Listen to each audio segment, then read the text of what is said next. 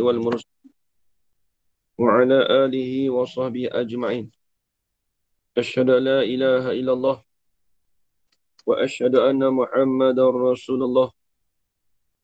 اللهم صل على سيدنا محمد وعلى آل سيدنا محمد. سبحانك لا علم لنا إلا ما علمتنا إنك أنت العليم الحكيم.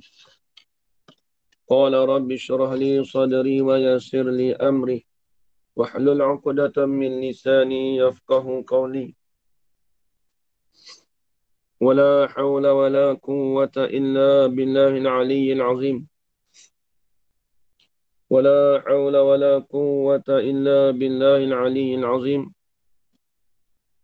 ولا حول ولا قوة إلا بالله العلي العظيم. بسم الله الرحمن الرحيم.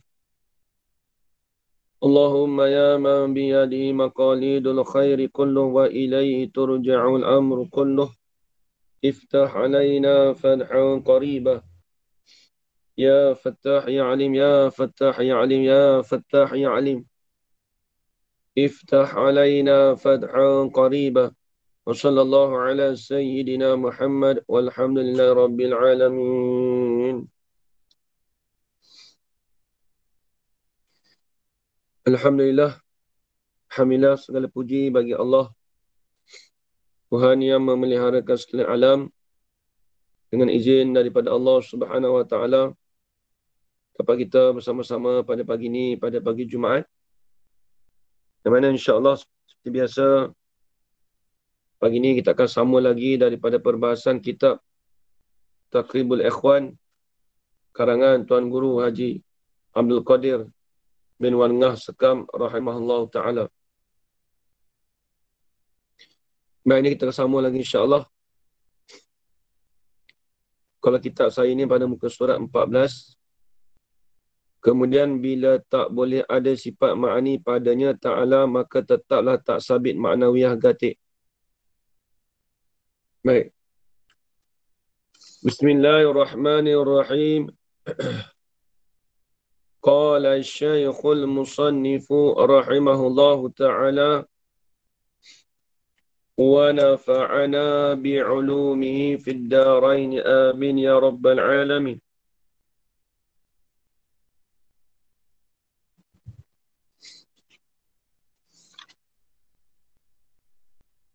Kemudian, apa maksud kemudian di sini? Yakni selepas daripada kita mengetahui dalil. Itu dia kata kemudian tu. Jadi kita dah bicara masalah apa ni? Kita pergi ke umbi kita dulu, asal kita dulu. Jadi kita bicara masalah qiyamuhu ta'ala binafsih. Berdiri Allah Ta'ala dengan sendiri, dengan mana ada Allah Ta'ala tu dengan cara-cara dirinya. Dengan makna apa?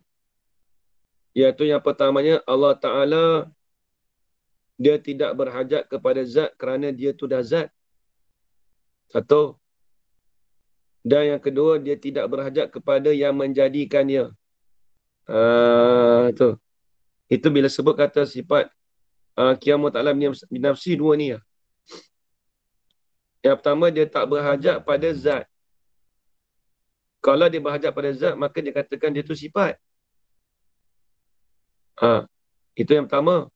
Yang kedua, dia tak berhajat kepada yang menjadikan dia. Kan? Dia tak berhajat kepada fa'il yang menjadikan dia. Dulu kita bahas dulu. Habis. Kemudian di sini pula, dia kata pula, kemudian bila tak boleh ada sifat ma'ani. Jadi ini cerita masalah apa dulu? Kalau tundur sedikit, dia kata dulu, padanya Allah Ta'ala tu ialah mau benda itu zat yang membawa dirinya sendiri. Ada pun sifat, maka tentu tak boleh ada padanya sifat tu yang bangsa ada.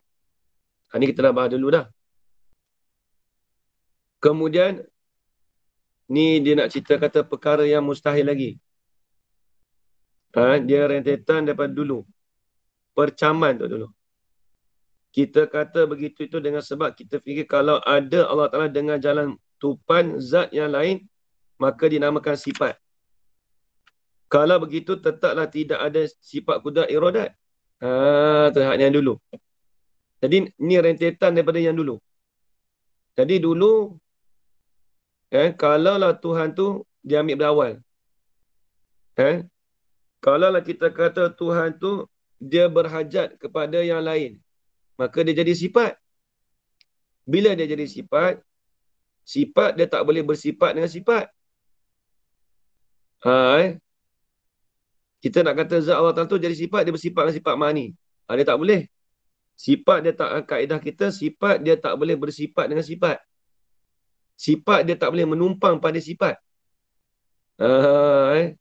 Ada pun benda wujudi, tak apalah kita bahas dulu kan.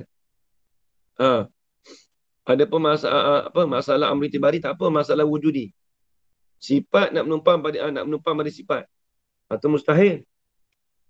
Jadi kalau sifat, kalau lah Tuhan tu kita katakan sifat, maka dia tidak boleh ada. Ni rentetan di sini. Kemudian, bila kita kata Tuhan tu jadi sifat, kemudian dia tak boleh menumpang pada sifat. Kemudian, bila tak boleh ada sifat ma'aninya pada Allah Ta'ala, bilalah kita kata sifat ma'ani tu tak ada pada Tuhan. Sebab apa tak ada pada Tuhan? Sebab kita kata dulu, sifat ma'ani tak boleh ada Tuhan tu, sebab sifat tu dia menumpang pada sifat. Macam mana sifat ma'ani nak menumpang pada zat? Sebab zat tu jadi sifat. Tak boleh. Bila tak boleh ada sifat ma'ani padanya pada Allah Ta'ala, bila dah tak ada, maka tetaplah tak sabit manawiyah gatik. Maka tetaplah tak sabit kita nak sandarkan. Itu maksud tak sabit. Tak boleh kita nak sandarkan, maka tetaplah tak boleh kita sandarkan maknawiyah gatik. Apa maknawiyah gatik? Maknawiyah pula.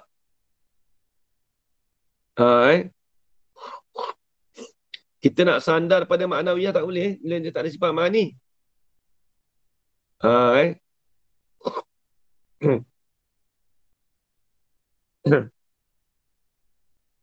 Dia masalah kalau mengikut satu pendapat. Kalau mengikut pendapat kita yang apa tu, Ahli Sunnah wal Jamaah. Kalau mengikut pendapat Imam Abu Hasan al-Asy'ari, dia menafikan ahwal bagi sifat ma'nawiyah. Dia hanya mengatakan ada sifat ma'ani itu di zat Allah Ta'ala. Itu mengikut pendapat Imam Abu Hasan al-Asy'ari. Adapun kalau selain daripada Imam Abu Hasan al-Asy'ari, mereka menyabitkan ahwal bagi Allah Ta'ala. Apa ahwal? Keadaan. Kaunuhu itulah. Keadaan Allah Ta'ala zat yang bersifat dengan sifat kudrat. Itu panggil sifat ma'nawiyah. Jadi sifat ma'nawiyah ni juga dipanggil samaratus sifat. Dipanggil juga samaratus sifat. Jasa bagi sifat. Apa samaratus sifat? Hasilan bagi sifat. Apabila ada sifat ma'ani, maka ada sifat ma'nawiyah. Dia panggil lazim malzum. Perkara yang berlaziman. Perkara yang berlaziman ni perkara yang tidak boleh bercerai tanggal. Contoh kita kata kalau sifat ma'nawiyah ni, kita kata keadaan warna biru yang ada pada baju. Baju saya ni tengok. Jadi keadaan warna biru itu yang ada pada baju. Jadi keadaan itulah dikatakan sifat ma'nawiyah. Jadi kelakuan, keadaan tu. Adapun kalau bagi Imam Abu Hasan al-Asy'ari, dia tak jaga keadaan. Dia kata ada sifat ma'ani itu di zat Allah Ta'ala. Ha. Ada dia tu, ada sifat ma'ani di zat Allah Ta'ala itulah dia panggil, dia panggil sifat ma'nawiyah. Tapi dia menafikan ahwal lah.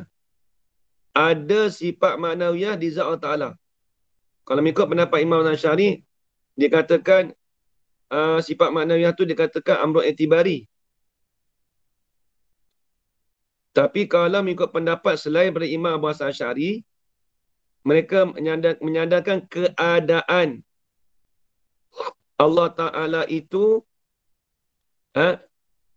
yang zat yang bersifat dengan sifat kudrat. Maka keadaan tu dia panggil sifat hal. Jadi sifat hal ni, kalau kita belajar dalam kitab tauhid mana-mana pun, sifat yang menengahi di antara ada dan tiada. Ini maklumlah. Nak sampai martabat wujudi, tak sampai. Nak sampai peringkat makdum pun tak sampai. Tak ada langsung, tak juga. Dia duduk tengah-tengah. Sebab tu Imam Abu Hasan Asy'ari, dia menafikan, dia kata, al-halu minal muhali. Sifat hal itu sebahagian daripada perkara yang mustahil. Dia kata nak kira apa, duduk tengah-tengah. Nak kata ada pun tak ada pun tak. Macam mana? Lalu Imam Abu Hasan Asy'ari kata, dia kata, sifat hal tu tak ada.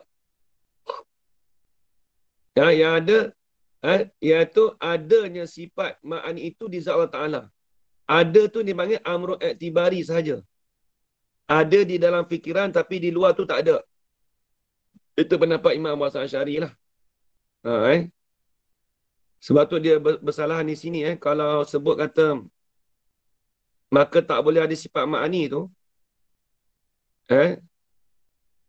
Kalau bagi Mu'tazilah, kaum Mu'tazilah, mereka menafikan sifat ma'ani.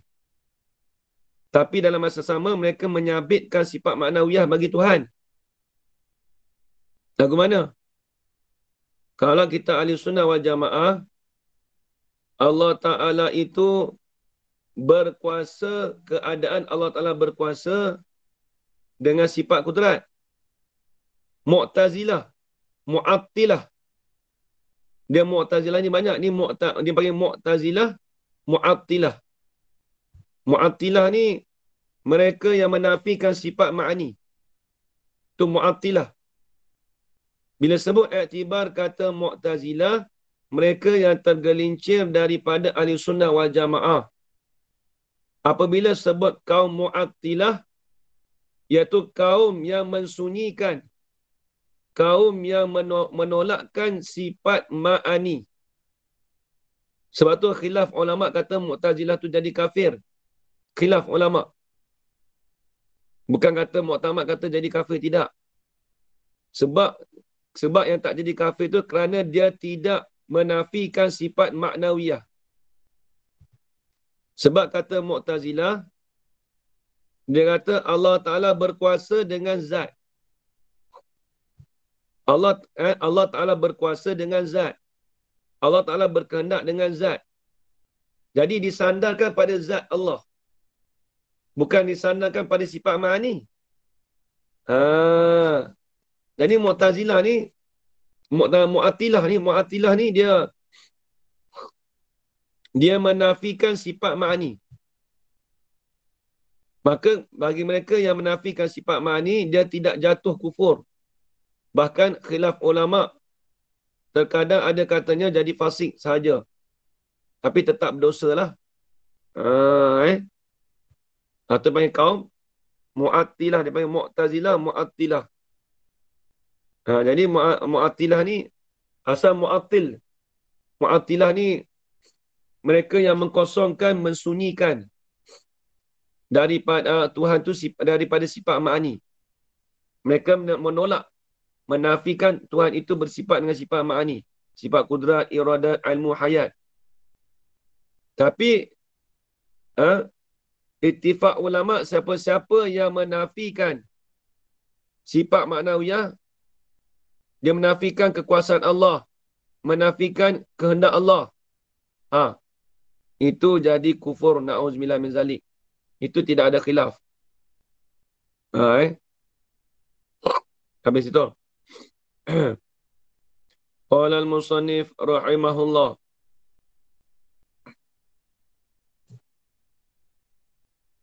Jadi di sini dia kata kemudian bila tak boleh ada sifat ma'ani padanya Allah Ta'ala, maka tetaplah tak sabit maknawiyah gatik apa? Maka tetaplah tak boleh disandarkan maknawiyah itu pula. Nak sandar maknawiyah tak boleh lah. Kalau dah tak ada sifat ma'ani. Tu. Maka nyatalah maka nyatalah mustahil. Bahawa tu mustahil sebab apa? Kerana membawa kepada tak boleh ada satu perkara pun.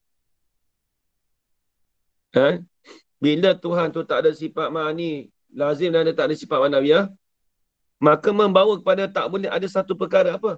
Tidak boleh membawa kepada ada makhluk ini. Tidak boleh membawa tidak apa? Kerana membawa kepada tidak boleh adanya makhluk ini bila ternafinya kudrat iradat ilah. Apa ilah? Ila akhirihi. Kul ila akhiri.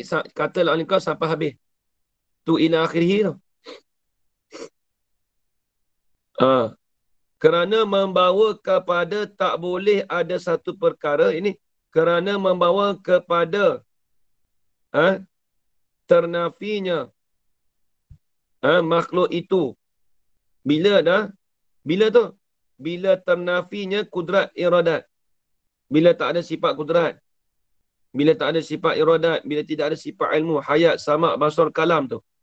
Bila tak ada sifat tu, maka membawa kepada makhluk tu tak boleh ada.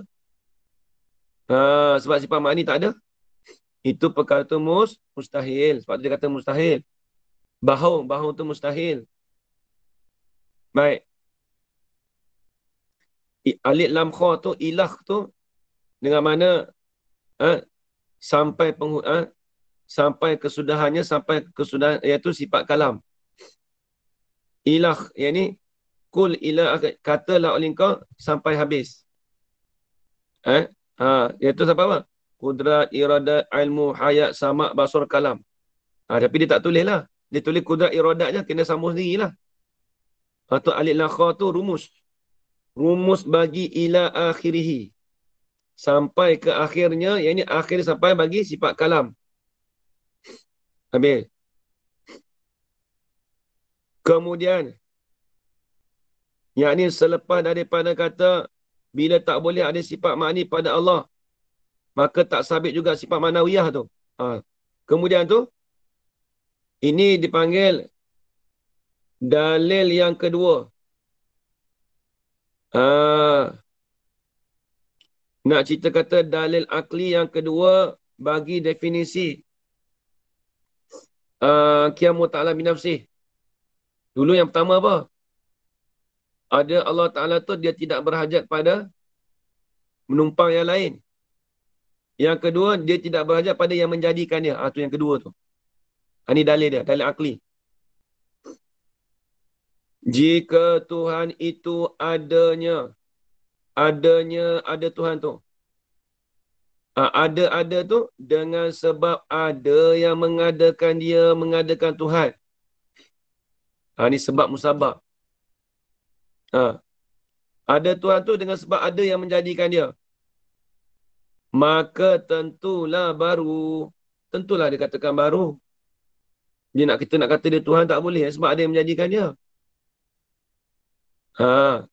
Bila baru, maka telah terdahulu jalan bahongnya, jalan mustahil baru itu pada dalil kidam.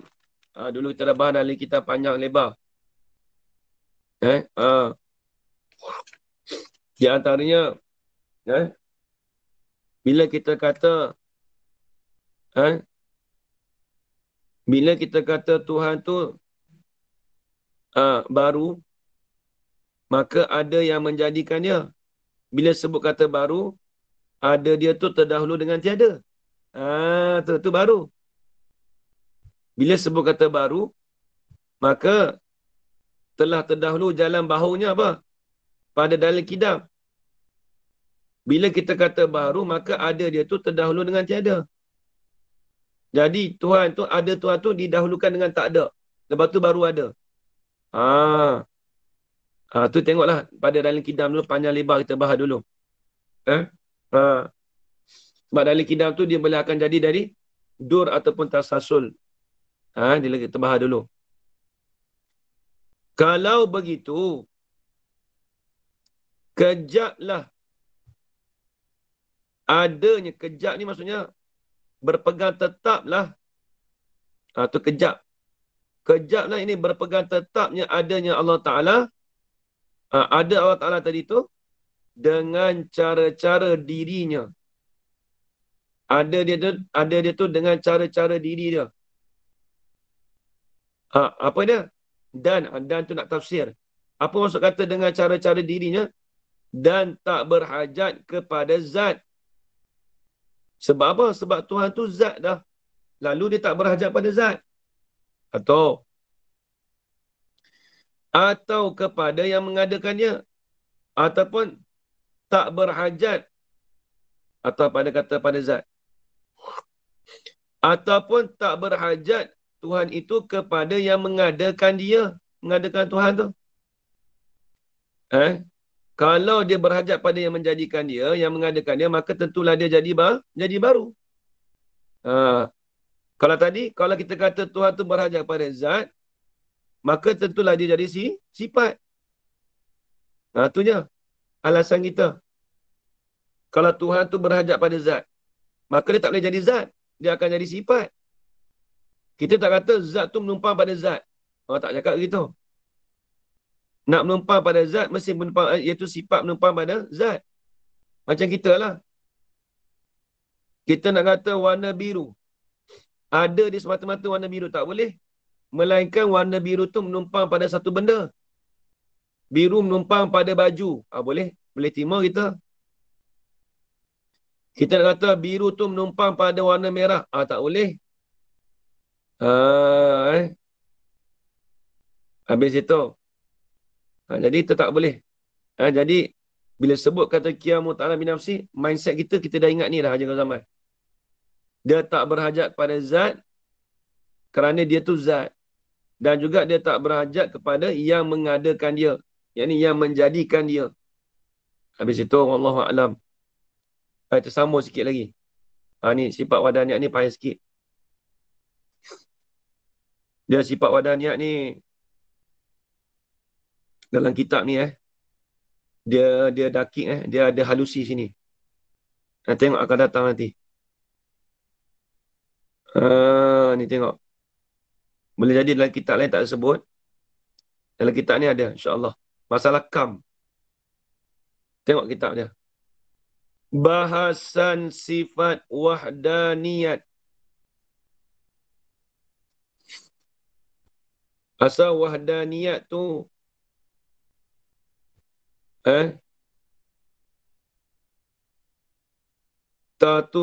ya tu ya masdariyah. Tu litakid mubalaghah. Asalnya kaunuhu wahidan. Keadaan Allah Ta'ala itu yang satu. Tu wahdaniyat tu. Kalau bahas bahasa, kalau dalam ilmu nahu tu, ya tu dia panggil ya masdariyah. Tu dia panggil ta litakidil mubalaghah. Dan kita kata keadaan tu sungguh yang satu. Nak takkid mubalaghah. Keadaan Allah Ta'ala satu. Keadaan Allah Ta'ala tu yang sungguh satu. Tak ada 2, 3, 4, tak ada. Satu je. Kalau belajar ilmu nahu tu. Lepas tu kita kata kenapa wahdanya, kenapa tak cakap wahid ke? Wahid ke wahdah ke? Kalau orang tanya kita lah. Wahid, isnai, salasa, kenapa tak sebut wahdaniyat situ? Sebab tu dia kena mengajar ilmu nahu. Dia ya tu ya masdariyah. Ta tu dia panggil ta yang belakang tu. Ta li ta'kidil mubalaghah. Nak mengkuatkan bersangatan. Tuhan tu satu. Tengok. Habis. Wajib juga kita i'tiqad. Bila sebut i'tiqad, berpegang tetap di dalam hati. Bila sebut i'tiqad, pegangan yang tetap di dalam hati. Apa dia? Wajib juga kita i'tiqad kata Tuhan itu satu jua. Tuhan tu dikatakan satu sahaja. Jua tu sahaja. Kata satu tu pada zatnya, zat Allah. Dia panggil Tuhan satu pada zat. Atau dan sifatnya sifat Allah. Ini esa pada sifat. Dan perbuatannya ini af'al. Dan satu pada perbuatan. Ini tilik kepada Tuhan. Bukan kata perbuatan Tuhan itu memang banyak. Kita tilik kata kepada yang mengadakan perbuatan tu. Itu satu. Bukan perbuatan tu banyak. Sebab perbuatan tu banyak. Macam kita lah. Perbuatan kita banyak. Tapi yang kita dah buat tu kita sahaja yang buat pun. Kek kita buat, nasi kita buat, rendang kita buat, kambing kita buat. Perbuatan kita banyak. Tapi yang membuat tu seorang, kita seorang lah. Ibarat dia gitu.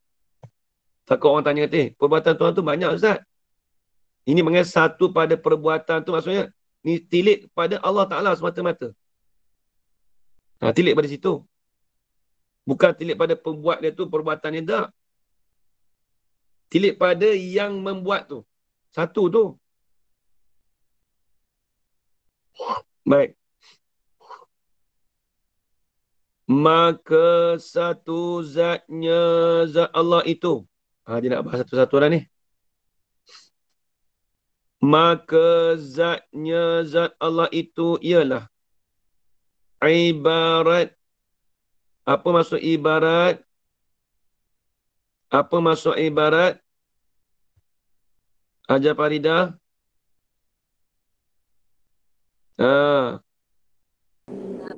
Ganti apa? Ganti apa? Ganti perkataan yang lain. Ada cakap ada saya bagi duit itu ganti perkataan lain. Lag tu bunyi tu. Saya duit suruh duit lain tu. Apa aja kau zaman? Bila sebut ibarat. Lupa. Satu tuturan dibuat ganti. Satu tuturan yang dibuat ganti. Satu tuturan yang dibuat ganti.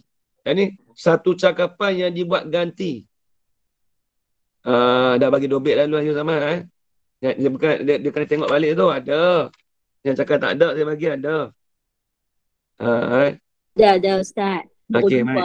Okey, baik. Bila sebut ibarat, satu tuturan ataupun satu cakapan yang dibuat ganti. Bila sebut kata satu zatnya zat Allah itu apa dia? Ialah ibarat satu cakapan yang dibuat ganti. Kita gantikan apa? Bila sebut zat tu, zat Allah tu daripada ternafi. Daripada ternafi kamun muttasil padanya pada zat Allah. Apa maksud ternafi? Yang ini tidak ada kamun muttasil. Apa kamun muttasil? Bilang-bilangan yang berhubung pada zat. Kamun muttasil pada zat dengan mana? Bilangan yang berhubung pada zat. Ni kita dia kait dengan ilmu akulat belajar dulu ni. Dia berkait dengan ilmu akulat kita belajar dulu. Bila sebut kata kamu muttasil, bilangan yang berhubung pada zat.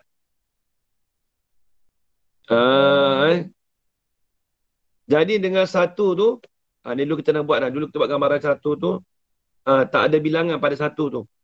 Macam kita satu ada bilangan, boleh kita kerat.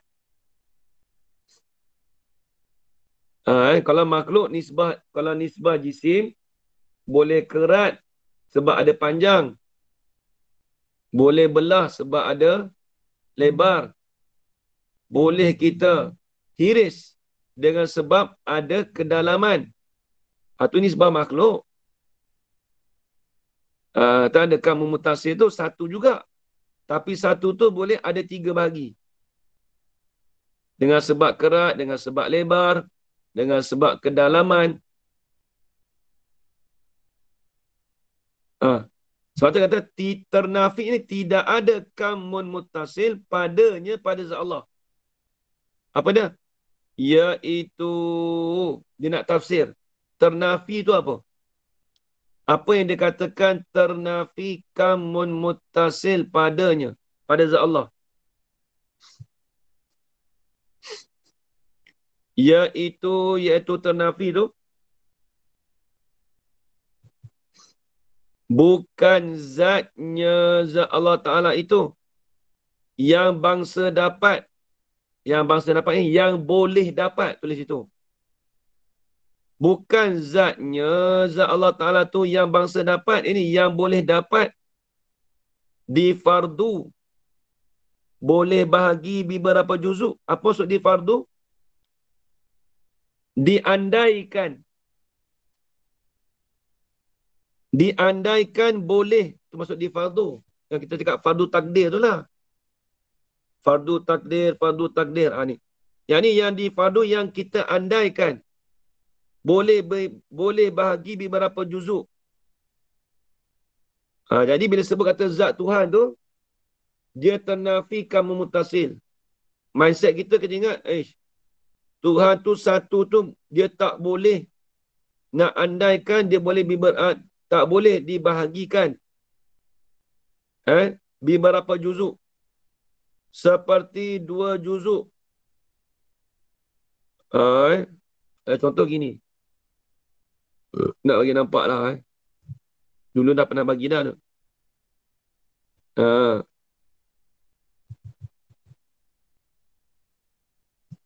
Kita kata gini. Ni potong gini. Dia satu. Panjang. Dia bagi contoh 2 juzuk. Kita potong sini. Tu. Tak boleh. Kata-kata boleh diandaikan bahagi. Kalau satu tu tak boleh dia bahagi. Ni boleh bahagi ni satu ni. 2 nak bagi pun boleh. 2, 3, 4, 5, 6. Berapa banyak boleh? Boleh kita nak bahagikan boleh. Satu tu. Nak cerita kata Tuhan tu satu dia tak boleh dibahagi. Tu cerita dia. Dia tak boleh kita nak andaikan beberapa juzuk. Sekalipun kita tak buat juzuk tu, tapi nak andaikan, nak takdirkan tak boleh. Nak fardukan tu tak boleh. Tu. Masalan, contohnya. Dapat dah tu. Contohnya. Habis. Maka tidak begitu, maka tidaklah zat Allahnya itu, maka tidaklah zatnya Allah Ta'ala itu yang dapat difardukan ataupun yang dapat difardukan bahagi beberapa juzuk.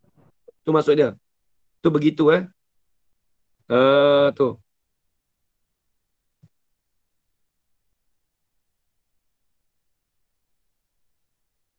Itu kata maka tidak begitu. Apa tidak begitu? Yang ni maka tidaklah zatnya Allah Ta'ala tu yang dapat difardukan bahagi beberapa juzuk. Ambil atas balik. Habis. Maka benda yang dapat dibahagi itu. Dia panggil muqabil. Maka di sini ni kalau belajar bahasa Arab ni, benda yang membetuli. Muqabil bagi mafhum.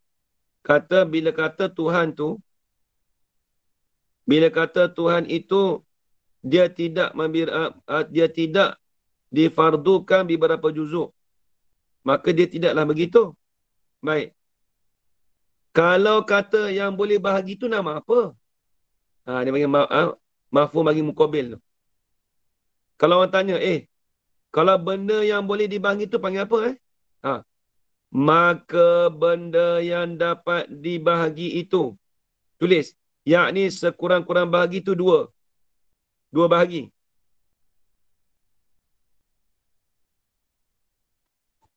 Maka benda yang dapat dibahagi itu, yakni sekurang-kurang dua bahagi itu. Dinamakan benda itu, nama apa? Jisim. Jisim ni tulis. Ini di sisi ulama mutakallimin.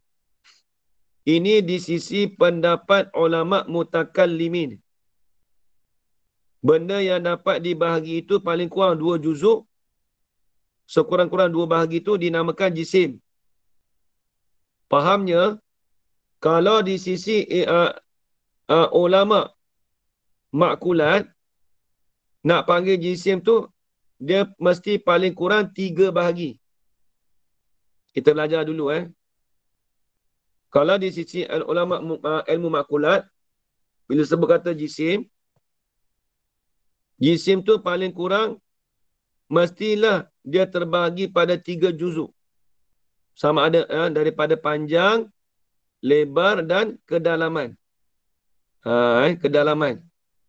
Itu kita panggil jisim di sisi istilah dalam ilmu makulat.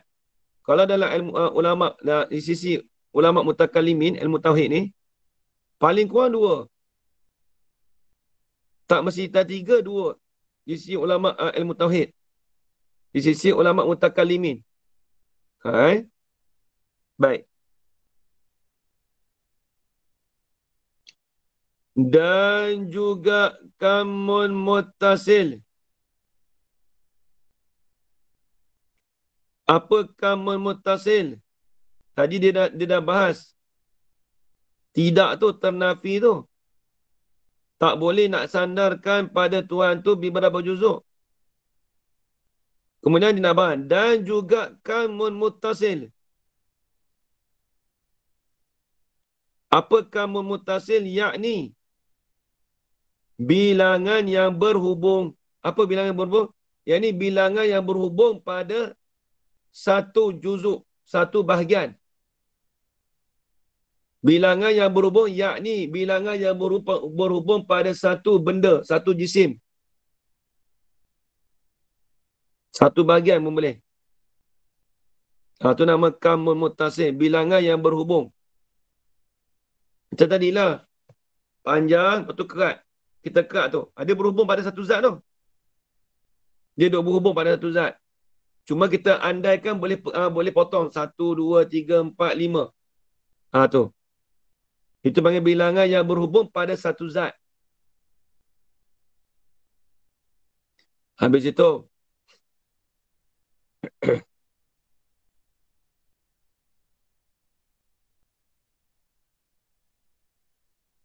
Dan diibaratkan daripada ternafi kamun munfasil.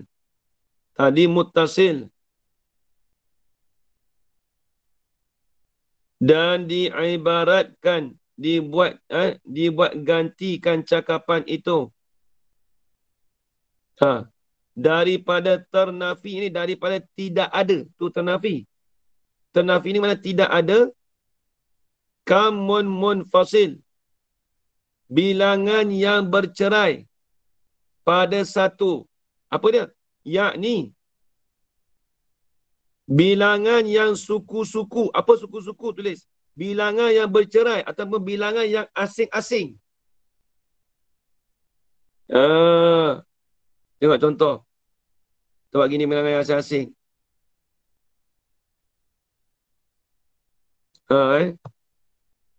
Dengan asing macam mana? Kita buat gini. Yang asing-asing. Bulat ni kan. Contoh. Itu bilangan yang berasingan tu. Seperti biji beras. Contoh. Bilangan juga tapi dia terasing. Dia bercerai. Biji beras. Habis.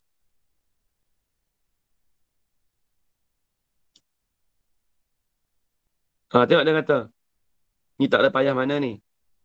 Nanti depan akan datang tu dia nak cerita yang ternafi tu nanti. Dia kata, yakni bilangan yang suku-suku, apa suku-suku? Yang bercerai-cerai ataupun yang berasing-asingan. Dimula-mula lagi. Apa maksud dimula-mula lagi?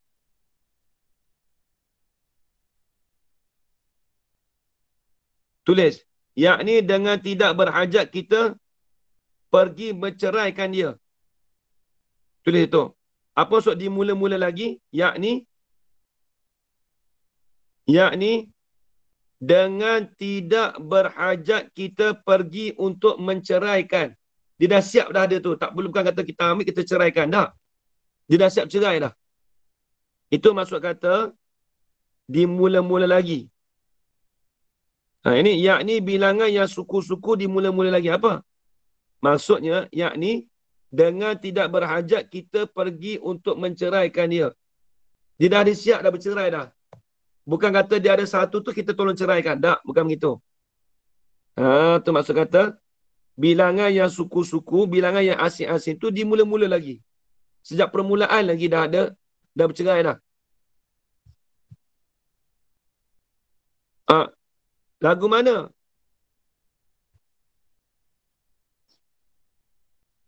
Lagu mana yang nak katakan bilangan yang suku tadi? Dengan bahawa.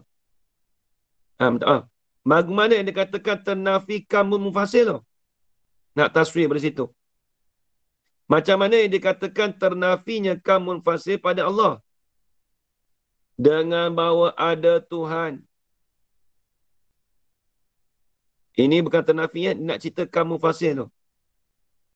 Dengan bahawa ada Tuhan yang satu lagi. Menjadi dua dengan dia, dengan Tuhan itu. Bahawa ada Tuhan yang satu lagi. Ada Tuhan tu lagi pula. Bukan bercerai daripada dia, ada satu lagi datang. Menjadi dua dengan dia, dengan Tuhan kita tu. Maka tidak apa tidak? Yang ni tidak ada. Maka benda tu tak ada. Nak kata Tuhan tu ada dua tu dia tak ada. Dia mula-mula lagi. Takut orang salah faham kata dia bercerai tu ke mana ada Tuhan yang lain datang. Tak. Dengan bahawa ada Tuhan yang satu lagi menjadi dua. Bukan maksud gitu. Satu Tuhan itu datang jadi dua. Tak. Bukan maksud gitu. Dengan bahawa ada Tuhan yang satu lagi. Menjadi dua dengan dia, dengan Tuhan itu. Jadi tiba jadi dua. Tak. Sebab dia kata, maka tidak ini, maka yakni tidak ada. Tulis itu, maka yakni tidak ini tidak ada. Tak ada lagu tu. Kata satu Tuhan datang, tiba-tiba dia jadi dua. Tak, bukan begitu. Yang kata dua ni berasal lagi, berawal lagi. Dia bercerai pada awal lagi. Tak berhajat pada kita menceraikan dia. Tak. Tak berhajat kita mengasingkan benda tu. Habis itu.